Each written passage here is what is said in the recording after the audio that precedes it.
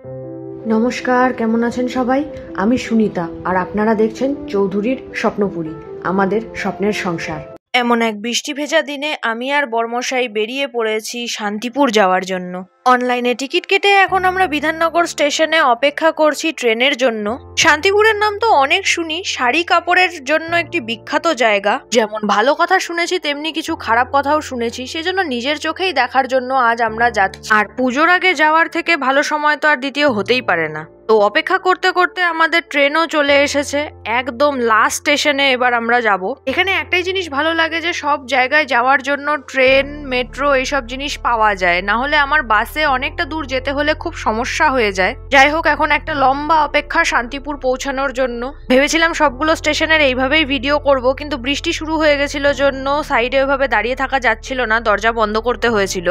তো যতটুকু পেরেছি করে নিয়েছি। বৃষ্টি হোক আর যাই হোক, গরম তো কমে না, তাই আমরা চলে এসেছি একটু লস্যি খেতে। টেস্টটাও মিটবে, এনার্জিও আসবে, আর সহজে খিদেও পাবে না। লস্যিটা খেয়ে তারপর আমরা চলে যাব টোটো ধরে। একজনের সাথে কথা হয়েছে, তারই দোকানে সমস্ত শাড়ি পাওয়া যায়, তো সেখানেই আমরা যাব। এখন স্টেশনের সামনে চলে এসেছি, আর এমন লাগে শান্তিপুর স্টেশনটা বাইরে থেকে দেখতে ঠিক যেন একটা ছোট্ট মন্দিরের চূড়ার মতো। তো টোটো ধরে আমরা চলে এসেছি তার দোকানে, যার সাথে কথা হয়েছিল। ওনার ভিডিও অনেক দেখা যায় ফেসবুকে, আর ওনার কাছে সমস্ত রকম ভ্যারাইটির শাড়ি অ্যাভেলেবেল আছে। কম দামিও আছে, বেশি দামিও আছে, যা চাইবেন সবই আছে। কিন্তু আমি আবার অত শাড়ির নাম, ভ্যারাইটি কিছুই মনে রাখতে পারি না। খুব ইচ্ছে ছিল আমার নিজের একটা বিজনেস খোলার শাড়ি কাপড় নিয়ে, কিন্তু আমার মনে হলো যে আমি নিজেই যখন মনে রাখতে পারি না, আমি কাস্টমারদের কি জানাবো, সেই জন্যই আমি পিছিয়ে এসেছি। আমরা বসে পড়েছি শাড়ি দেখতে আলাদা আলাদা রকমের।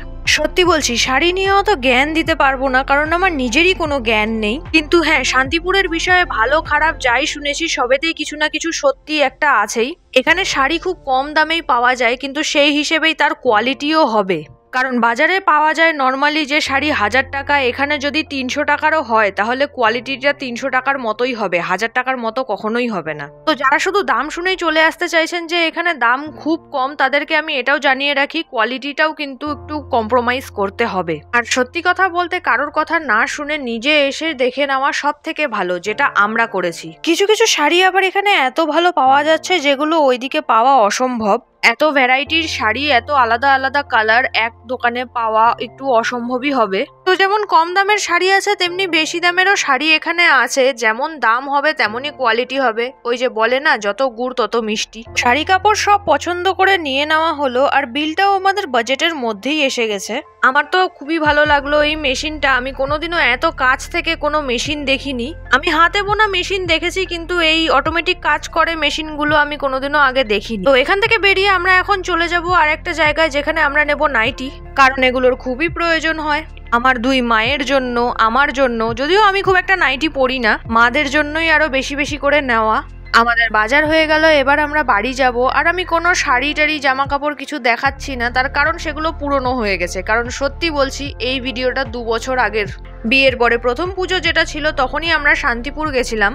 তখন আমি কোনো ভ্লগ দেইনি, তার কারণ তখন কেউ এত ভ্লগ দেখতই না। এখন আমি এই ভ্লগ দিচ্ছি শুধুমাত্র এটা জানানোর জন্য যে কেউ যদি এটা ভেবে থাকেন যে কম দামে ওখানে ভালো ভালো শাড়ি পাওয়া যাবে, সেই আশা না নিয়ে যাওয়াই ভালো। দামের সাথে সাথে একটু কোয়ালিটি কম্প্রোমাইজ হবেই, আমরা এটা জানতাম, তাই আমরা অত আশা নিয়ে যাইনি, তাই নিরাশও বেশি হতে হয়নি। কিন্তু হ্যাঁ, আমরা যা নিয়েছি মোটামুটি ভালোই পেয়েছি।